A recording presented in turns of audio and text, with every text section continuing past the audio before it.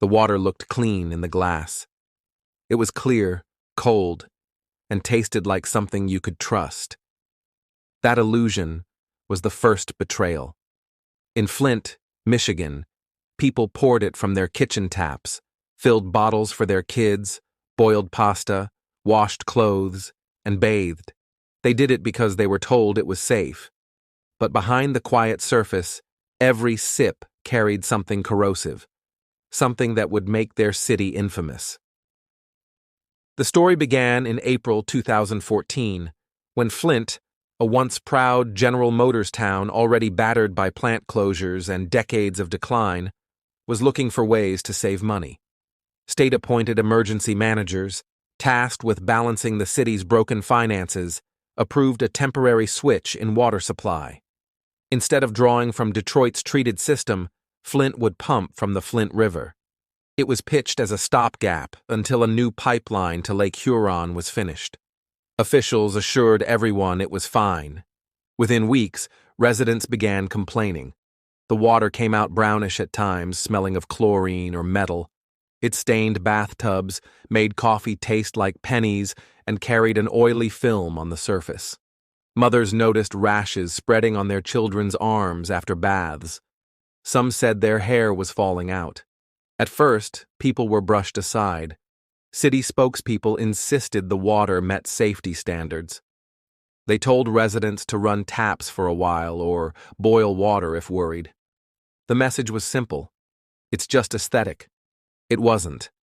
The Flint River was highly corrosive, and the treatment plant that had been hurried back into operation wasn't adding corrosion control chemicals required by law. That meant the water was stripping protective coating from inside the city's aging pipes, releasing lead into every home it touched. Lead is a neurotoxin. It doesn't have a safe level. It especially harms children, stunting brain development, lowering IQ, and leaving effects that can last a lifetime. By summer 2014, the consequences were obvious to anyone paying attention. General Motors itself noticed the water was corroding engine parts at one of its plants. The company quietly arranged to switch back to Detroit's water supply for its factory. Residents were stunned. If the water wasn't good enough for car parts, how could it be safe for their families? Still, officials continued to reassure the public. The refrain stayed the same: the water is fine. As months passed, families kept pressing. Doctors noticed spikes in skin conditions. Parents kept bringing jars of discolored tap water to community meetings, begging for answers. But the bureaucracy pushed back hard. Reports questioning the water were dismissed.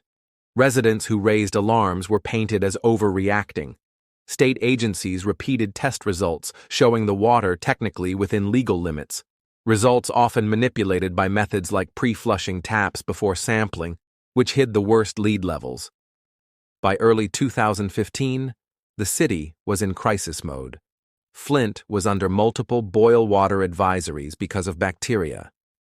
To fight contamination, officials flushed the system with more chlorine, which in turn triggered dangerous byproducts linked to cancer.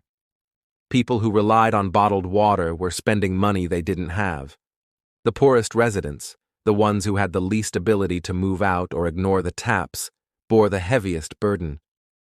The turning point came when independent voices broke through the wall of denial.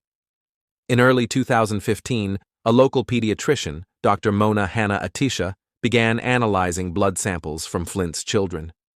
She found what parents had suspected: elevated lead levels after the switch. The data was undeniable.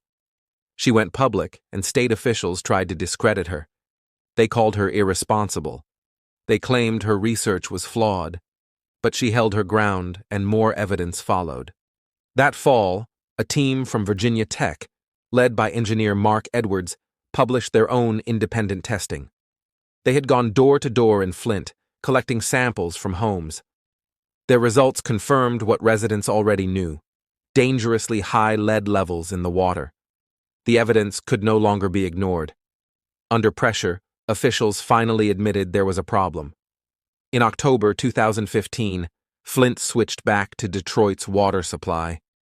But the damage had already been done. Lead had leached into the system for over a year and a half.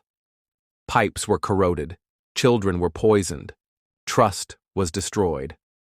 For families in Flint, it was too late. Bottled water distribution sites popped up around the city, lines of cars stretching for blocks as people waited for cases to load into their trunks. National media descended. The story of Flint spread across the country, a symbol of neglect, failure, and the arrogance of officials who refused to listen until it was undeniable. Investigations followed.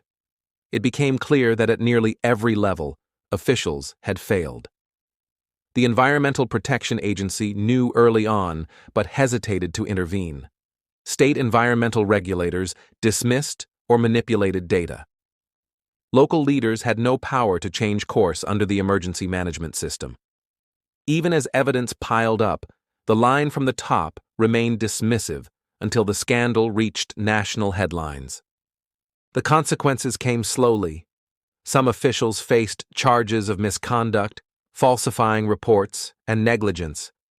Promises of pipe replacements were made, lawsuits were filed, leading to settlements worth hundreds of millions. But in Flint itself, the pace of recovery was uneven.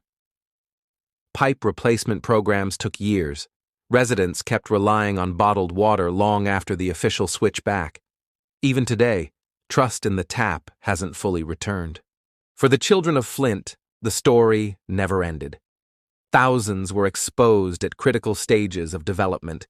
Teachers reported rising numbers of kids needing special education services. Parents struggled with guilt, anger, and the fear of an invisible toxin that couldn't be undone. The water looked clean again, but the betrayal lingered. Flint became shorthand for a failure of government, a warning that when costs are put ahead of people, the damage can last for generations. The crisis was more than a mistake. It was a chain of decisions, denials, and dismissals. At every stage, residents were told to stop worrying. At every stage, those in power waved away evidence.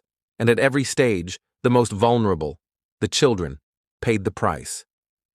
Flint, once an industrial powerhouse, was reduced to a symbol of abandonment, a place where trust corroded as fast as the pipes beneath its streets. The story of Flint is still unfolding. Pipes have been replaced, officials removed, lawsuits settled. But no amount of repair can erase what was lost in those years.